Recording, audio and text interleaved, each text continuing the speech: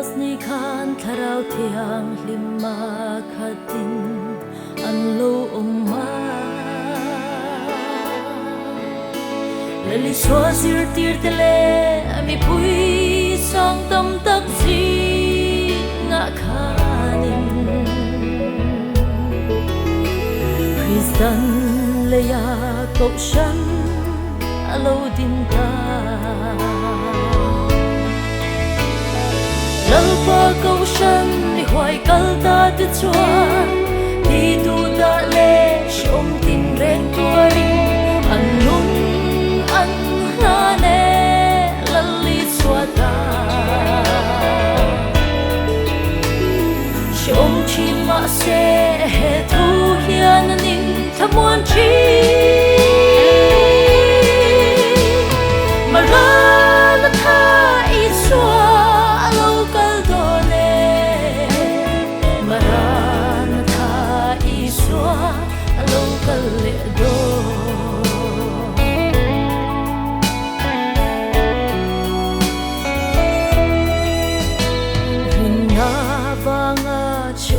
tuar tu te chuan an chhuana lung kham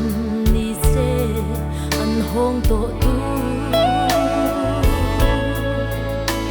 ma se chan chua tu lovin aram cha le zuan chakin an ruma athu thung chu mar tar ko thera lo ni lalpa cậu shan ni hoài kal ta te chuan đi tu ta le shom tin ren tuari an nun an la ne lalli swata shom chi ma se he thu hian ning thamuan chi marana tha I swa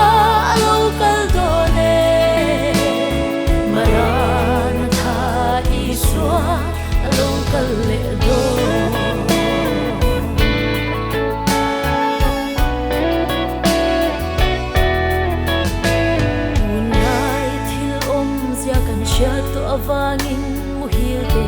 tan tho harra lo hunta Hima thil ti chupaya nga in thuam chapin in ring ro maran tha iswa local le do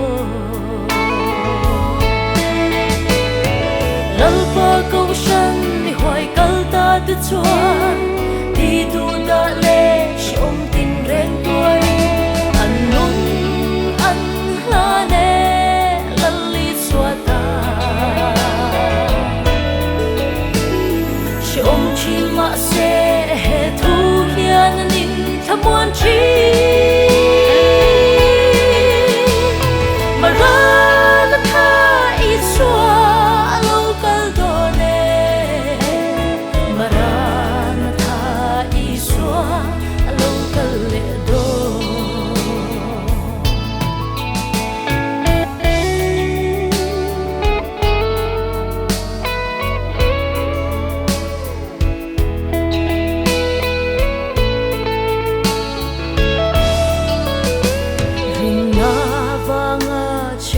tuar tu te chuan an chhuana lung kham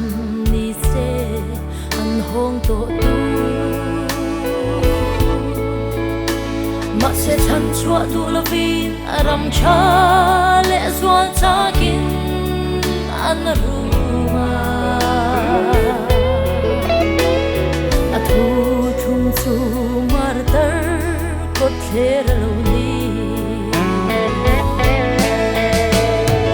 lalpa cậu shan ni hoài kal ta te chuan đi tu ta le shom tin ren tuari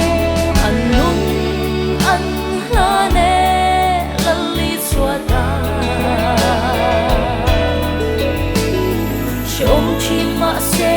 he thu hian ning thamuan chi